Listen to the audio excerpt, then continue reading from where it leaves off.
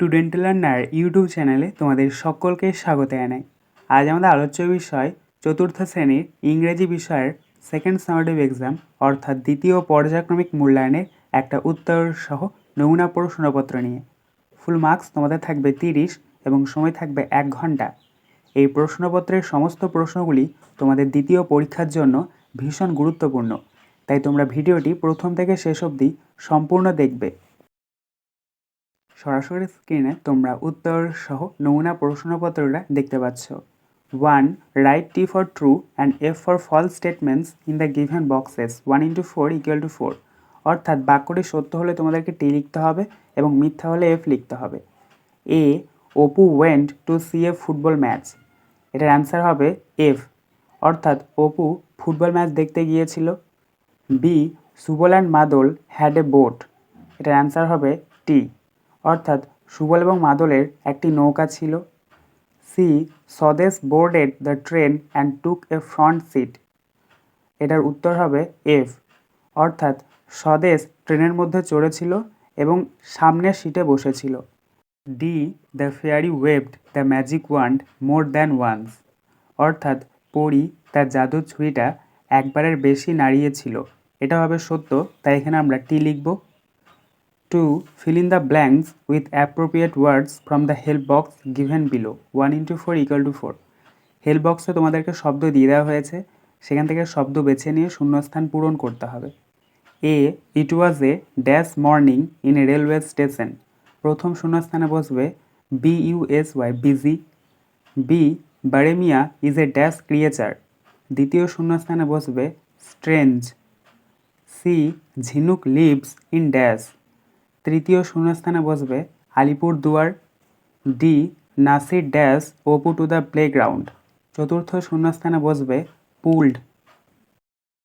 3. Circle the adverbs in the following sentences 1 * 4 = 4। Adverb অর্থাৎ ক্রিয়া বিশেষণ, সেটাকে তোমাদেরকে গোল করতে হবে। A. The patient is very sick. এখানে অ্যাডভার্ব হচ্ছে সিক, তো এটাকে আমরা গোল করে নেব, অর্থাৎ রোগীটি খুবই অসুস্থ। B. The wind is blowing gently. এখানে অ্যাডভার্ব হচ্ছে জেন্টলি, তো এটাকে আমরা গোল করে নেব, অর্থাৎ বাতাসটি খুব মৃদুভাবে বইছে। C. Mother spoke to her son angrily. এখানে অ্যাডভার্ব হচ্ছে অ্যাংরিলি, তো এটাকে আমরা গোল করে নেব, অর্থাৎ মা তার ছেলেকে রেগে গিয়ে কথা বলছে। D. The teacher is thinking deeply. এখানে অ্যাডভার্ব হচ্ছে ডিপলি, তো এটাকে আমরা গোল করে নেব, অর্থাৎ শিক্ষকটি গভীরভাবে ভাবছে। 4. Rearrange the letters properly to form meaningful words 1 * 2 = 2। এলোমেলো কতগুলো লেটার তোমাদেরকে দিয়ে দেওয়া হয়েছে, সেগুলোকে তোমাদেরকে সাজিয়ে অর্থপূর্ণ শব্দ তৈরি করতে হবে। এরটা দেখো EXAMTEINIANO। এটার অ্যান্সারটা হবে এক্সামিনেশন। বানানটা লিখবে EXAMINATION। বিয়েরটা দেখো TOKAKLA। এটার অ্যান্সার হবে কলকাতা। বানানটা লিখবে KOLKATA, Kolkata. 5. Make meaningful sentences of your own with the following words 1 * 2 = 2। অর্থাৎ এখানে তোমাদেরকে দুটো শব্দ দিয়ে দেওয়া হয়েছে, বাক্য রচনা নিজেদেরকে করতে হবে। প্রথমে কী রয়েছে দেখে নাও, teacher.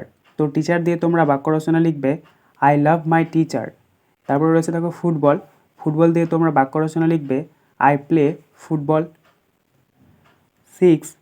Choose the appropriate answer from the given alternatives 1 * 4 = 4। অর্থাৎ সঠিক উত্তরে তোমাদেরকে রাইট চিহ্ন দিতে হবে। এ. রাজা আর অর ইজ রিডিং এ বুক। দেখো রাজা এখানে একজনকে বোঝাচ্ছে, তাই সঠিক উত্তর হবে ইজ, তো এটার উপর আমরা টিক চিহ্ন দেবো, অর্থাৎ রাজা একটি বই পড়ছে। B. He or I am eating rice. দেখো এখানে অ্যামের আগে সবসময় আই বসে, তাই সঠিক উত্তর হবে আই, তো এটার উপর আমরা টিক চিহ্ন দেবো, অর্থাৎ আমি ভাত খাচ্ছি। C. He is go or going to school. সঠিক উত্তর হবে গোয়িং, তো এটার উপর আমরা টিক চিহ্ন দেবো, অর্থাৎ সে স্কুলে যাচ্ছে। D. Rina and Tuhina are run or running a race. সঠিক উত্তর হবে রানিং, তো এটার উপর আমরা টিক চিহ্ন দেবো, অর্থাৎ রিনা এবং তুহিনা প্রতিযোগিতায় দৌড়াচ্ছে। 7. Rearrange the following sentences in correct order according to your text and put the numbers in the boxes. অর্থাৎ এখানে কতগুলো এলোমেলো তোমাদেরকে বাক্য দিয়ে দেওয়া হয়েছে, তোমাদেরকে সঠিকভাবে সাজিয়ে পরপর বাক্যগুলোকে করতে হবে। দেখো প্রথমে রয়েছে এটা, they carried empty sacks to collect dry wood for fuel. অর্থাৎ তারা ফাঁকা বস্তা নিয়ে গিয়েছিল কাঠ সংগ্রহ করে জ্বালানির জন্য। B, the tiger ambled away, বাঘটি পালিয়ে গেল। C, the brothers heard a deafening roar, অর্থাৎ ভাইয়েরা শুনতে পেয়েছিল একটা অদ্ভুত গর্জন। D, they stood like statue, তারা মূর্তির মতো দাঁড়িয়েছিল। E, there appeared a huge tiger, সেখানে হাজির হলো এক বিশাল বড় বাঘ।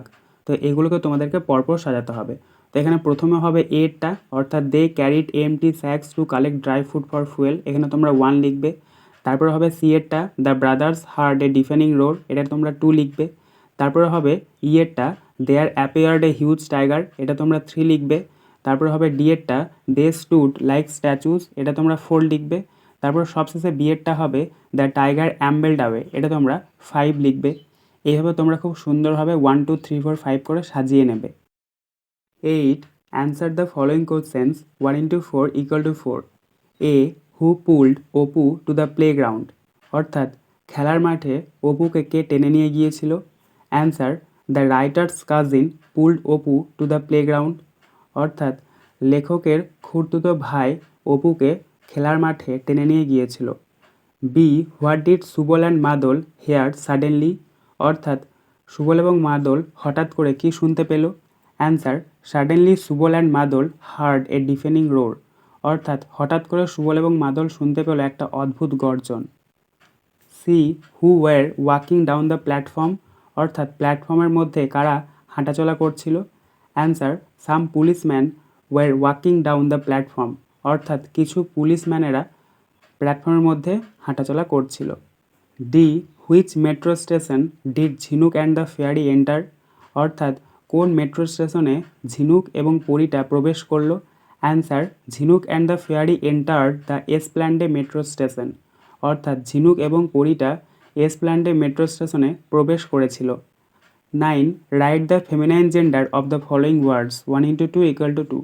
অর্থাৎ এখানে মাস্কিউলিন জেন্ডার তোমাদেরকে দিয়ে দেওয়া হয়েছে, সেগুলোর ফেমিনাইন জেন্ডার করতে হবে, লিঙ্গ রূপান্তর করতে হবে। এটা দেখো BOY বয় অর্থাৎ ছেলে, এটার ফেমিনাইন জেন্ডার হচ্ছে GIRL গার্ল অর্থাৎ মেয়ে।